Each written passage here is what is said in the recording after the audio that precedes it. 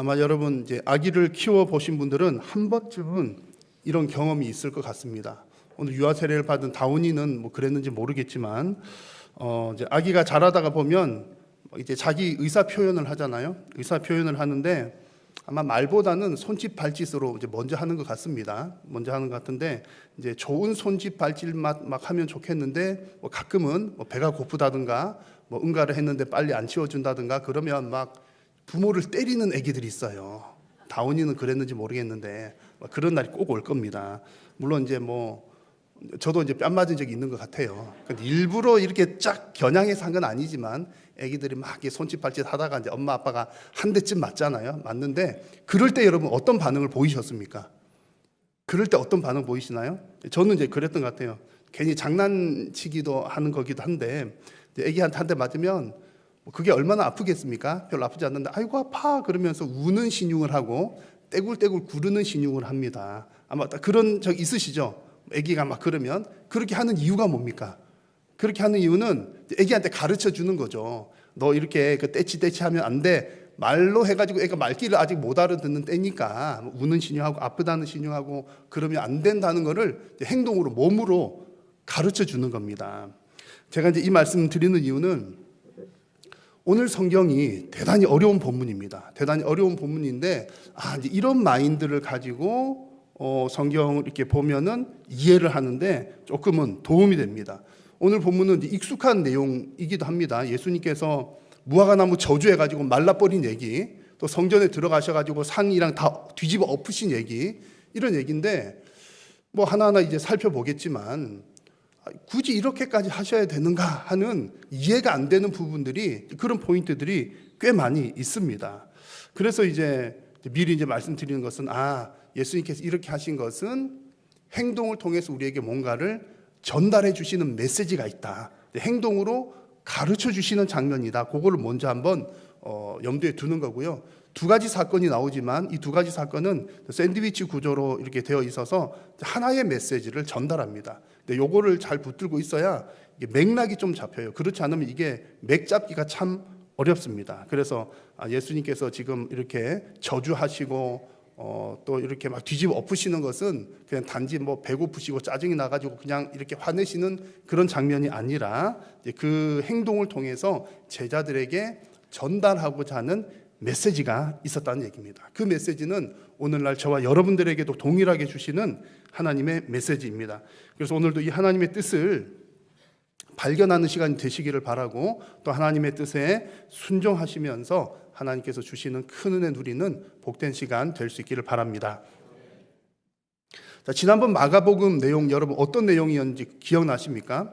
지난번 마가복음 말씀은 예수님께서 예루살렘에 왕으로 입성하시는 내용이었습니다. 왕으로 예루살렘 입성하시는 장면이었고, 이제 입성하신 후에 예수님은 다시 베다니로 나가십니다. 베다니는 예수님께서 나귀를 데리고 오너라 했던 나귀가 있던 동네입니다.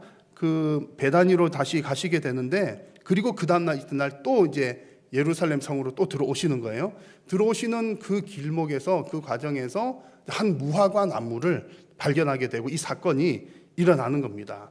때마침 예수님이 시장하셨던 시간이었습니다. 배고프셔가지고 멀찌감치 무화과 나무가 있는 것을, 잎이 막 이렇게 나 있는 것을 보시고 뭐 먹을 게 있나 하고 다가가셨습니다. 열매가 있었습니까? 없었습니까? 멀리서 보니까 잎사귀는 풍성한데 가가지고 뭐 먹을 게 있나 봤더니 열매가 없는 거예요.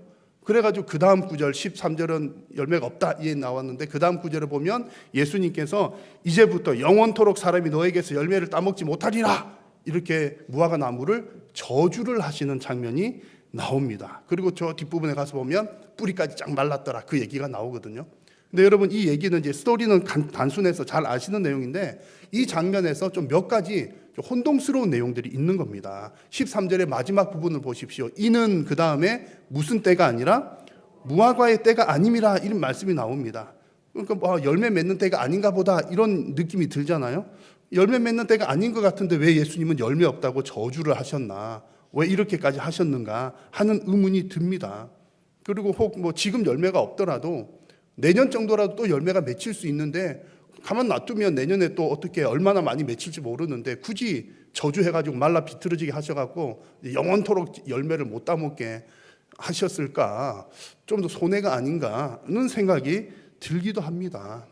그리고 이제 더 나아가서는 평소에 예수님은 사랑 많으시고 인자하신 분이셨는데 아니 이제 좀 열매 없다고 굳이 그럴 것까지 아니실 것 같은데 저주하시는 장면 선뜻 이해가 되기 어려운 그런 부분입니다. 그래서 이런 좀 여러 가지 의문들을 우리가 풀어보기 위해서는 13절 마지막 부분에 나오는 이는 무화과의 때가 아님이라, 이 말씀이 어떤 뜻인지를 좀 자세하게 살펴봐야 합니다. 자, 먼저 여러분 여기서 무화과의 때가 아니다라고 할 때 여기 때는 어떤 때를 말하냐면 8월에서 10월의 때가 아니다, 그렇게 이해를 하시면 됩니다. 무화과가 이제 여러 차례 열매를 맺는다고 합니다. 여러 차례 열매가 맺히는데 가장 큰 열매가 맺히는 때가 8월에서 10월경이라고 합니다. 근데 예수님 지금 들어가시는 때는 지금 우리 있는 이 시즌이거든요. 4월, 5월 되는 이런 때 되니까는 아직 이제 그게 아닌 겁니다. 아직 큰 열매 맺을 만한 8월에서 10월 달은 아니었더라, 그런 얘기입니다. 근데 예수님께서 그거 모르실 리 없을 텐데 멀찌감치 보고 뭐 먹을 게 없나 하고 다가가셨단 말이죠. 왜 여러분 가셨을까요? 예수님이 없다는 걸 모르셨을까요? 그것이 아니라 큰 열매는 없지만 이미 3월부터 싹이 나기 시작하면, 잎이 나기 시작하면 열매도 동시에 이렇게 자라면서 한 5월달 6월달이 되면 작은 열매긴 하지만 먹을 만한 게 맺힌다고 합니다. 예수님은 그 작은 열매를 기대하고 가셨던 거죠. 근데 가서 보니까 잎은 분명히 있는데, 잎이 있는 걸 보면 열매가 반드시 있어야 될 상황인데 없었더라, 그 얘기를 하는 겁니다. 그래서 여기서 무화과의 때가 아니면 할 때 이 때는 큰 열매 맺는 때는 아니지만 작은 열매라도 있어야 하는데 그게 없었더라, 여러분 그렇게 이해를 하시면 되겠습니다. 그리고 여기서 더 중요한 것은 이는 무화과의 때가 아니면 할 때 여기서 이는이라고 하는 표현이 아주 사실은 중요한 표현입니다. 이는이라고 하는 이 말은 이제 어떤 그 구약의 성경을 인용할 때 사용하던 그런 어떤 삽입 구절의 표현입니다. 이는 뭐뭐 한다라고 하면 여기서 이는이라고 말은 구약에 나왔던 그 성경 구절 내용들을 인용을 한다는 그런 겁니다. 그래서 이 말씀에서 보시면 이 내용이 구약 이제 선지서에 여러 군데 나오는데 그 가운데 미가서 말씀을 보시면 처음 익은 무화과가 없어서 심판을 당한다, 그런 내용이 미가서에 나옵니다. 처음 익은 열매가 없어서 심판당한다. 지금 어떤 상황과 같은 상황입니까? 예수님께서 지금 저주하시는 상황과 같은 상황인 겁니다. 그리고 예레미야 말씀에도 8장에 보시면 심판의 결과 무화과가 없고 잎사귀가 마를 것이다, 이런 예언이 또 있어요. 그러니까 예수님께서 이는 무화과의 때가 아니면 할 때 이는은 무화과에 관한 구약의 어떤 메시지들을 인용을 하신다라는 차원인 겁니다. 그래서 여러분 결론적인 내용은요, 예수님께서 지금 무화과 나무를 향해서 이렇게 열매 없다고 저주하신 것은 나 배고픈데 열매 하나 없어 기분 나빠, 그래서 저주하신 것이 아니라 구약 성경 선지서에서 예언됐던 것처럼 심판의 메시지를 전달하기 위해서 지금 이 저주를 하셨다는 그런 얘기입니다. 자, 그런데 여기서 여러분 저주하시는 분이 누굽니까? 심판하시는 분이 누구시죠? 왕으로 입성하신 예수님입니다. 얼마 지난번 성경에서 예수님 왕으로 입성하셨다고 말씀 나눴잖아요. 왕으로 입성하신 분이 왕에게는 권한이 있잖아요. 무슨 권한? 심판할 권한이 있는 겁니다. 그 권한을 가지고 심판하신다는 얘기죠. 누구를 심판하십니까?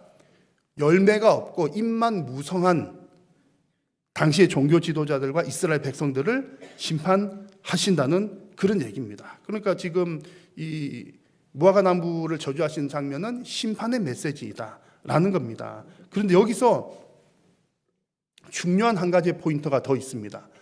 그러면 이제 이 심판을 할 때 이 심판을 누가 들어야 됩니까? 종교 지도자들이 듣거나 누가 심판 받을 사람이 들어야 될 것 같은데 지금 이 무화과 나무를 향해서 심판할 때는 그 옆에 누가 있었습니까? 제자들이 있었던 거예요. 그래서 14절 뒷부분에 보시면 제자들이 이를 듣더라 그랬습니다. 그 얘기는 이 심판의 내용을 누가 들으라고 한 얘기다? 제자들 들으라고 한 얘기다. 14절 앞부분 보시면 예수님께서 나무에 대놓고 얘기하시죠. 나무를 향해서 너 저주 받을 거야. 열매 못 맺어. 나무를 향해서 말씀하셨지만 나무가 듣고 끄덕끄덕 할 건 아니잖아요. 그렇게 하셨지만 그 얘기는 이제 그 무화과 나무가 상징하고 보여주는 그 이스라엘이라고 하는 나라를 통칭해서 보여주는 거고, 근데 그렇게 하는 것이 실제로 들으라고 하는 것은 나무 너 듣고 회개해, 그게 아니라 옆에 제자들이 듣고 뭔가를 깨달으라고 말씀을 하셨다는 얘기입니다. 그러면 여러분, 왜 제자들 들으라고 이런 얘기 하셨습니까? 당시의 종교 지도자들만 입이 무성하거나 이런 문제가 있는 게 아니라 제자들도 이렇게 될 수 있다. 너희들도 이렇게 될 수 있으니 너희들의 열매도 잘 살펴보라. 그런 의도를 가지고 말씀을 하신 것입니다. 그래서 여러분, 이 말씀은요, 예수님께서 무화과 저주하신 이 말씀은 지금 저와 여러분들에게도 적용이 되는 말씀입니다. 이걸 보면서 그래, 이스라엘의 나쁜 종교 지도자들 참 이렇게 심판받아도 마땅해. 남 얘기로 들을 게 아니라 누구 얘기로요? 나 얘기로 들어야 한다는 말씀입니다. 이 말씀 보면서 과연 나는 그 심판하시는 왕 앞에서 그 심판을 경외하는 마음을 가지고 있는가? 여러분, 심판에 대해서 두려운 마음을 가지고 계십니까? 나는 과연 나의 신앙의 나무는 잎만 무성한 나무는 아닌가? 과연 나의 신앙의 나무는 얼마나 많은 열매를 맺고 있는가? 라고 하는 것들을 우리가 살펴보고 돌아보아야 한다는 말씀입니다. 여러분, 날마다 매일매일 예수님의 제자로 살아가시면서 여러분의 신앙의 열매를 점검하고 돌아보시는 성숙한 제자들이 되시기를 간절히 소망합니다. 자, 이렇게 예수님은 이제 나무를 저주하신 다음에요, 이제 성전 안으로 들어가십니다. 거기서 이제 유명한 사건이 하나 또 나오죠. 오늘 이제 두 번째 사건입니다. 소위 말하는 성전 정화 사건입니다. 성전에 들어가셨더니 사람들이 막 뭐 물건 팔고 뭐 어쩌고 하고 있잖아요. 그래갖고 예수님이 막 파는 상도 뒤집어 엎으시고 막 이렇게 뭐 내쫓아내시고 막 그러십니다. 그렇게 하시면서 그 사람들에게 이제 뭐 소리 지르면서 하신 말씀이, 내 집은 만민이 기도하는 집이라 칭함을 받으리라고 하지 아니하였느냐. 너희는 이곳을 강도의 소굴로 만들고 있구나. 이렇게 하시면서 막 뒤집어 엎으시는 거예요. 여러분, 이 장면이 이제 머리에 이제 그려지시죠. 자, 근데 이 상황에서 예수님께서 이렇게 뒤집어 엎으시고 뭐 하신 목적이 무엇일까요? 예수님께서 어떤 의도를 가지고 막 상도 뒤집어 엎으시고 그러셨을까요?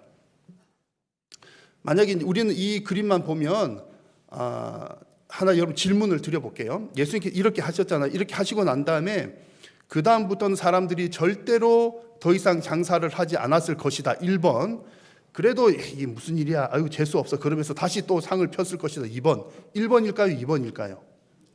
이제 어디 나와 있지는 않는데 제 생각에는 2번일 것 같아요.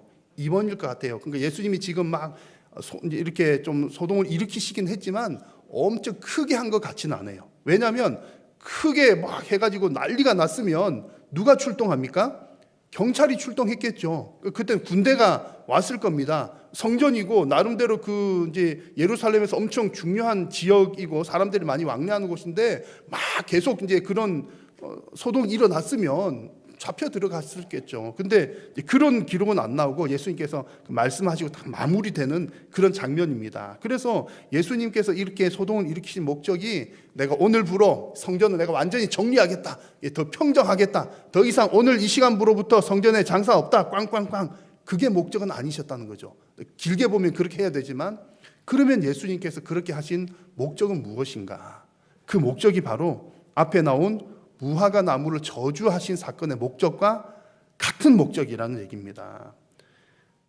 예수님께서 무화과 나무 잎만 무성하고 열매 없는 것 저주하신 것은 심판하시는 것이라고 했잖아요. 심판하시는 예수님의 모습을 보여주신 거였습니다. 마찬가지로 성전에서, 하나님의 거룩한 성전에서 막 그렇게 거룩하지 못한 행동들이 일어날 때에 상을 뒤집어 엎으시고 나무라시고 야단치신 것은 심판하시는 분이시다. 예수님은 심판하시는 분이시다. 무엇에 대해서요? 열매 없는 신앙에 대해서, 열매가 없으니까 막 이상한 행동들, 물건 팔고 어쩌고 하는 것들, 그것에 대해서 심판하시는 분이라는 것을 보여주시는 겁니다. 여러분, 하나님은 하나님의 뜻을 바르게 깨닫지 못하고 말씀대로 순종하지 않으면 심판하시는 분이십니다.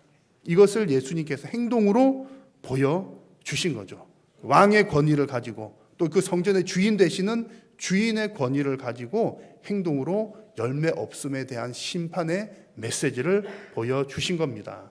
그래서 오늘 이제 읽은 본문에서는 예수님께서 행동으로 이렇게 보여주셨지만 다른 성경에 보니까 열매 없으면 심판받는다 그런 말씀들이 나옵니다. 자, 마태복음 7장 19절을 같이 한번 읽어보겠습니다. 시작.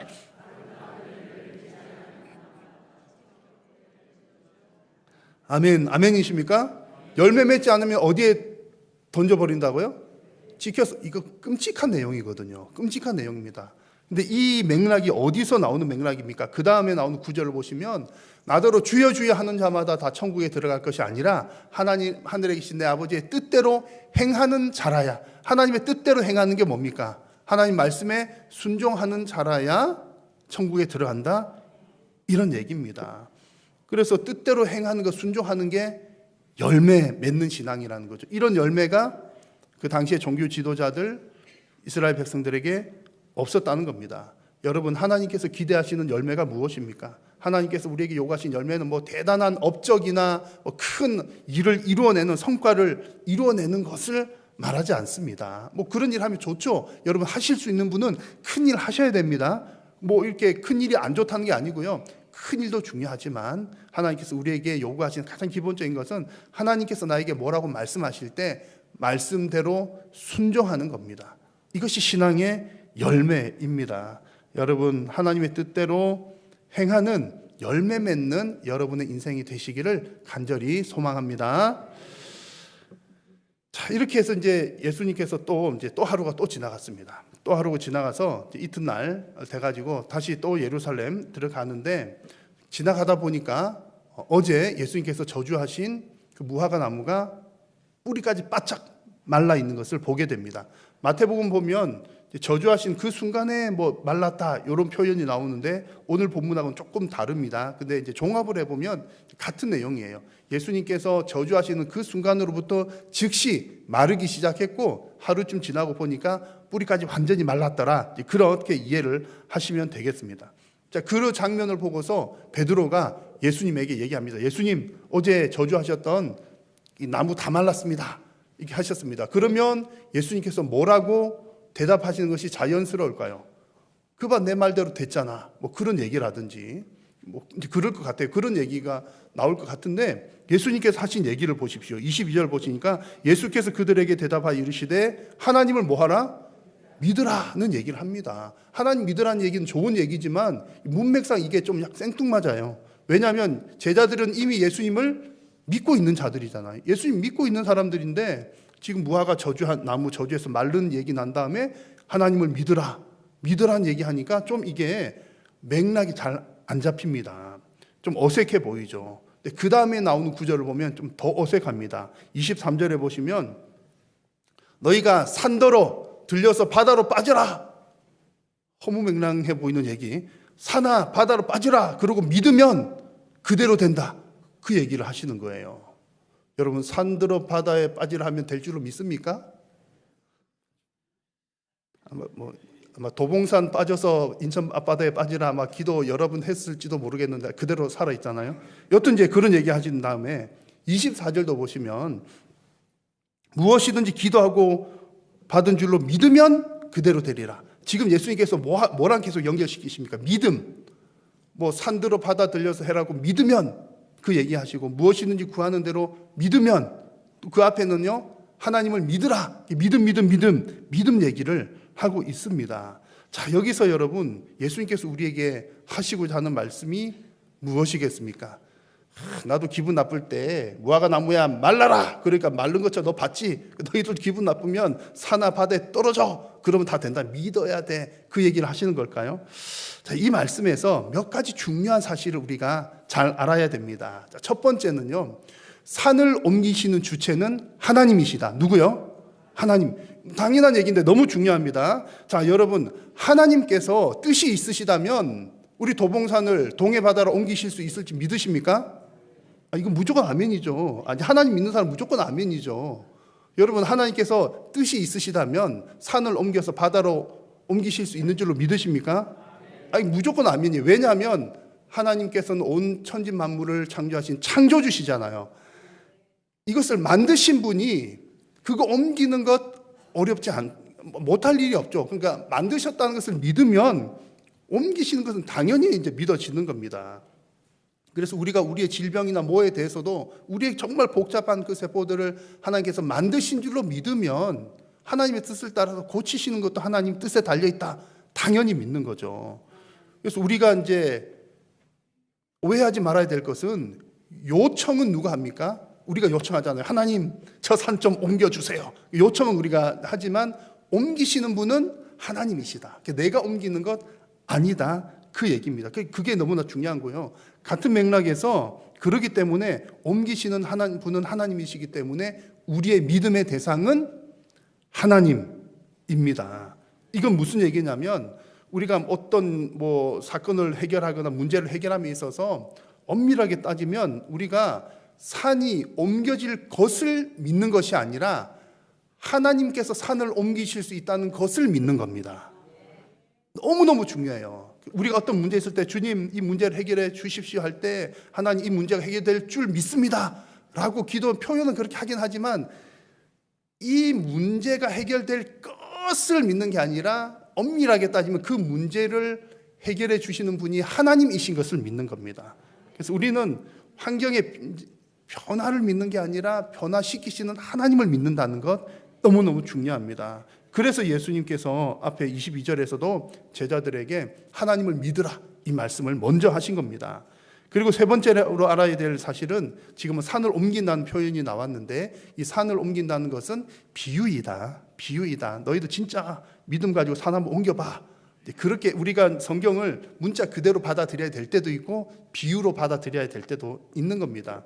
우리가 굳이 산을 옮길 이유는 없잖아요. 그래서 여기서 산을 옮긴다라고 하는 것은 우리가 해결할 수 없는 문제, 우리 힘으로는 도저히 불가능한 문제도 누구나 하실 수 있다. 하나님께서는 하실 수 있다. 그것을 믿으라는 그 얘기입니다. 그래서 여러분 이렇게 해석을 하고 보면 여러분의 인생 가운데서도 아마 정말 적어도 한두 번 정도는 산을 옮겨 보신 적이 다들 있으실 겁니다. 막 인생을 살아가시다가 내가 도저히 아무리 생각해봐도 이건 안 될 일이야. 불가능한 일이야. 길이 없어. 답이 없어. 그래갖고 뭐 합니까?